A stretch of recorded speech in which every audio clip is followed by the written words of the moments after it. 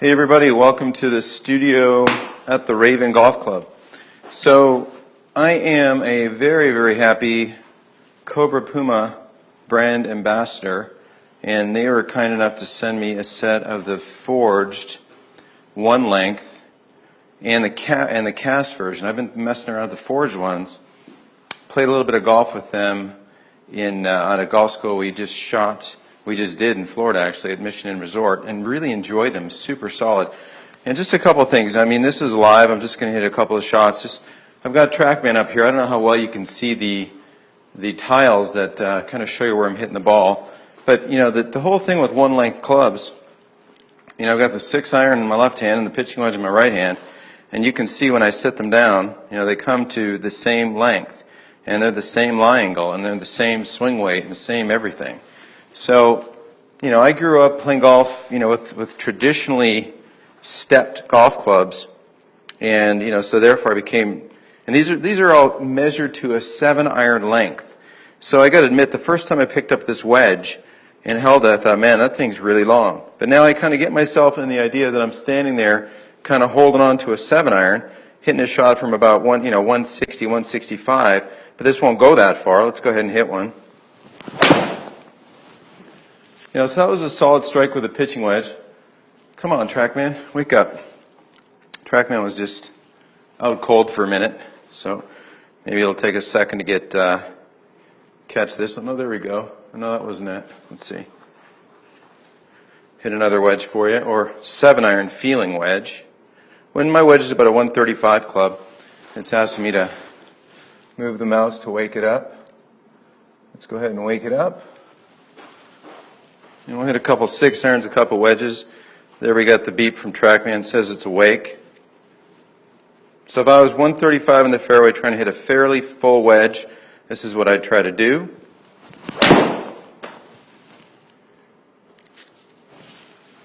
So it looks like it got that data. Okay. So carry 130, total 129.6. I guess I got a lot of spin on that one. So, and that swing speed, you'd think that all these clubs I would swing the same speed. Now with a wedge, I'm sure I'm going to choke up and hit a lot of half speed, little knockdown shots. But let's go ahead and hit a few more of these. It was 85 miles an hour. The carry was about right, 130.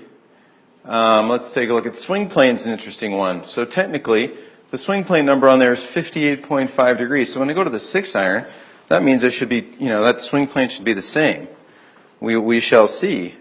But I got to be honest, the first time I played with these, I rather liked it. It was funny, I posted on Instagram one shot, and it was one iron I hit bad on the front nine that round. I hit it in the water on a pretty tricky par 3.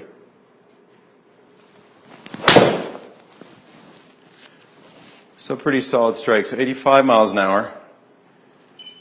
And you can see by the graphic it went pretty straight, so that flew 138. Let's hit another one here. Didn't get my swing plane number. And sorry I can't answer questions. I'm just a one-man show here today, hitting a few shots. And if you happen to be on Facebook and interested in this, you know, I'm just kind of giving you my feedback on how these things feel.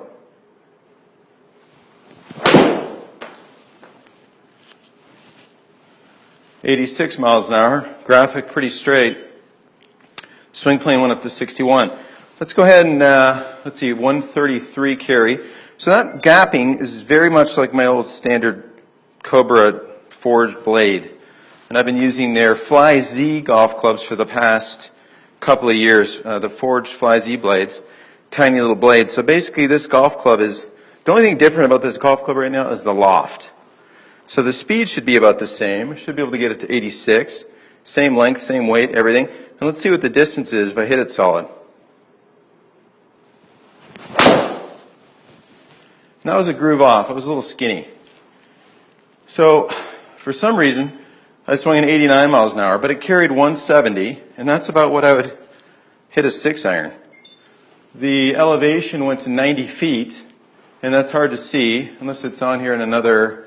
There it is. Yeah, so it went to 90 feet, and that's what I hit a 6-iron.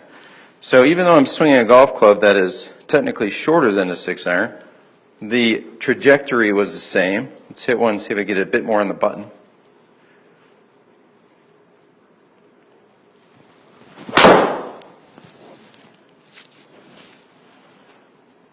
Whoops. Missed that green to the left. Elevation 87 feet. Swing speed 88.5. So let's go up to the 4-iron. And this is when things get weird. You know, when you feel the wedges, they feel long, and naturally this 4-iron. And then the swing plane went down a little bit, and interesting. So the swing plane got down, face aimed a little to the left. I hit a little bit of a draw, overdraw, or pull. Let's hit a 4-iron. Now, if I'm hitting a 4-iron on the golf course, I'm trying to carry a 4-iron 190, 195. Let's see if we get that.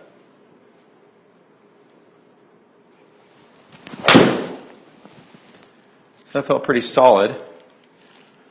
Pretty straight shot. It carried 192.3. So interesting, as I went through from the pitching wedge to the 6-iron to the 4-iron, the gapping and that trajectory went 92 feet. And for my club speed, that's about what I get from a normal set of clubs. And I gotta be, you know, I thought when these different companies tried to come out with these years ago, and I remember when I was a kid, I want to say maybe it was a company called One Length, maybe Single Length, can't remember. Anyway, you know, it wasn't, Tommy Armour came out with a set years ago, and I thought, well, that's got to be weird because you're going to lose speed when you go incrementally longer in the other with the longer clubs, and then in the shorter clubs, it's going to feel really wonky because now the longer clubs, unless they do something with the head weight, which they clearly have done, you know, so you've got these different golf clubs. Here's a pitching wedge in my left hand, 6-iron in the middle, and 4-iron. And the beauty of this is I'm basically swinging the same weapon, okay? Now, unlike Bryson DeChambeau, I don't swing them up here at 70 some odd, whatever he sets his line angles. I'm 5'9", you know, and I've got these are pretty much stock, whatever they came to me at, and I honestly haven't even checked them.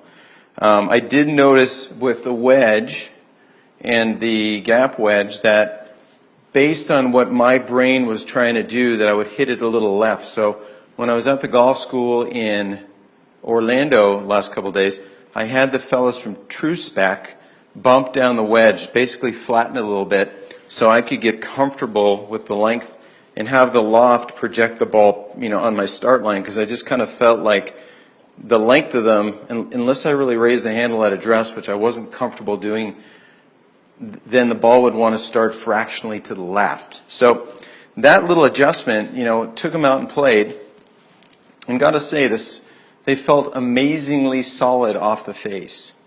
I would go and pick clubs. If I was 170, I'd pull 6-iron, you know, and I felt like I could hit a little farther, a little shorter, and I didn't have a problem with the trajectory. Everybody's concerned about the trajectory. In my case, they felt great. The wedges, like I said, I bumped them down a little bit, but really, really nice. I don't know if it's, I've got some KBS tour flighted shafts in here that they sent me that are 120 grams, and that's pretty much what my last set was built to. Maybe the shafts were 130 grams. I can't remember. It's been a couple of years now. But let's hit a couple more shots. Wake TrackMan up. And again, I apologize for not being able to answer questions live, but if you post some, I'll get back to you. That red string is, you know, my target line that TrackMan's aiming at, and we'll see if we, you know, what kind of curve we get relative to that. Nice solid strike. A little bit of a pushy fade, but again, 175 carry, 88.87 miles per hour. Other than the face being fractionally open to the path there, that's actually, the face was a half degree close to the path. I mean, a tenth close to the path. But these are some solid feeling golf clubs, and here's where I think a lot of folks are going to benefit. Like, I think about my wife when it comes about this set, because, you know, in Stacy's case, if she's got one golf club in essence that she pulls out of the golf bag that she can go and set into and swing away, just basically picking a club for the length she needs, I think that's going to be way simpler than her having to have the adjustment of feel, you know, growing a little bit with the shorter wedges and then naturally the longer irons. Now, I think her set presently only goes up to a 6-iron, but I think if she just had a bag of, say, 8 irons in the ladies' length, I think that's what it is. At that length, now she has a choice. By the green, if you're hitting a little chip shot, you know, you can naturally take this golf club that's the length of a 7-iron, which is 2 inches longer than a standard pitching wedge. So there's my standard length if I wanted to just hit a normal feeling shot, okay? Or if I wanted to go down to the steel, you know, I could hit a little bump and run chip shot right from here where my fingers are almost on the steel. So, you know, playing from here, hitting this little shot, collecting the ball with that little motion, you know, there's a, what did it say, 30-mile-an-hour ball speed, little chip shot, 26-yard total. You know, why not? So I'm going to do a little bit more testing. I'm going to compare the forged one length to my Cobra Fly Z blades in a TrackMan combine. And a combine's a pretty good way to test yourself. If you don't know what a TrackMan combine is, you hit 60 balls. And you start off hitting 3 shots at 60 yards, and then you progress in 10-yard increments up into a 180 shot, and then you just hit 3 drivers, and then you go do it again, 60 to 180. And then you get a score relative to where your golf ball's landed relative to the targets TrackMan wants you to hit at. So it's a pretty good way to benchmark your ball striking skills. And when I did it in the past, I would score somewhere in the low 80s. And so naturally, you know, I would think if these are what I think they're going to do, I'm going to be somewhere thereabouts. And that's from a teaching pro now who doesn't play a whole heck of a lot anymore. But, you know, I still get it on the middle of the face most of the time when I hit it. So anyway, I thought you guys might enjoy that. Whether, you know, you're tuning in here to Facebook Live, which I think is a crazy new opportunity to learn and watch and view, or you watch this after the fact. If you post some questions, you know, I will be happy to respond. So I hit some wedges, I hit some 6-irons. This is oh, let me hit another 4-iron. Let me see if I can't belt one. So sometimes on the golf course, if I have a 200-yard carry, you know, I can smoke a 4-iron and get it that far.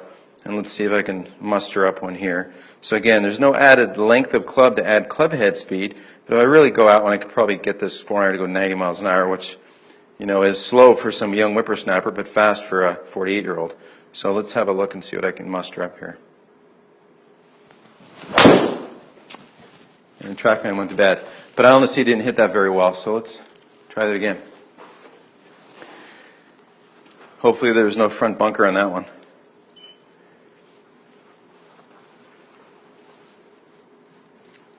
Got to hit it over that lake. Lake edge is 200 yards. There's all the glory right here, nice and live. Patience and smash it. That was hit pretty well. So, come on, baby. Let's see. Oh, in the water, 186 carry. So, a little bit more testing, but I got to say the feel is great. If there is a demo set available for you to mess with at your club, you know, I want you to consider going out and testing them out. And I know that I'm